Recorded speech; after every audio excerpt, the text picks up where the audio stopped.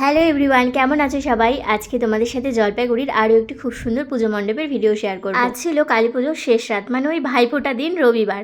আজ আমরা এসেছি হলো জলপাইগুড়ির প্রতাপ সঙ্গের পুজো দেখতে। বাইরে থেকে মণ্ডপটা দেখতে কিন্তু বেশ ভালো লাগছে, আর মণ্ডপের সামনেই একটা গজ দাঁড়িয়ে আছে।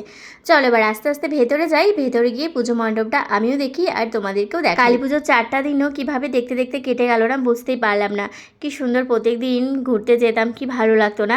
পুজোর দিনগুলো কিন্তু কিভাবে কেটে যায় বোঝাই যায় না। এখন বাজে হলো রাত 11টা। আমরা বাড়ি থেকে বেরিয়ে কিন্তু সবার প্রথমে এই পুজো মণ্ডপটাতে এসেছি। আমার বরের আজ বলে খুব ঠান্ডা লাগছিল, তাই ও এই যে গেঞ্জি সোয়েটার পরেছে। মণ্ডপের সামনেটা তো বেশ ভালোই লাগলো। চলো এবার আস্তে আস্তে ভেতরে গিয়ে মায়ের দর্শন করি। মায়ের প্রতিমাটাও কিন্তু একদমই অন্যরকম, কতগুলো হাত আছে না মায়ের, আর ভেতরের কারুকার্যটাও কিন্তু বেশ সুন্দর। মায়ের মূর্তিটা কিন্তু অপূর্ব সুন্দর হয়েছে না? সব জায়গায় এই যে মায়ের মূর্তি যিনি বানিয়েছেন তার নাম কিন্তু এই যে লেখা থাকে মৃৎশিল্পী জীবন পাল। আমি দেখলাম জলপাইগুড়ির বেশিরভাগ যত বড় বড় পুজো মণ্ডপ আছে ওখানকার সব পুজো মণ্ডপে দেখি এই মৃৎশিল্পী জীবন পালই ঠাকুর বানান।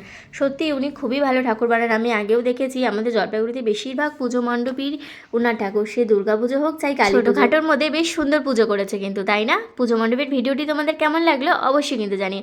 আজকের এই ভিডিওটি তাহলে এখানেই শেষ করছি। বাই বাই বন্ধুরা।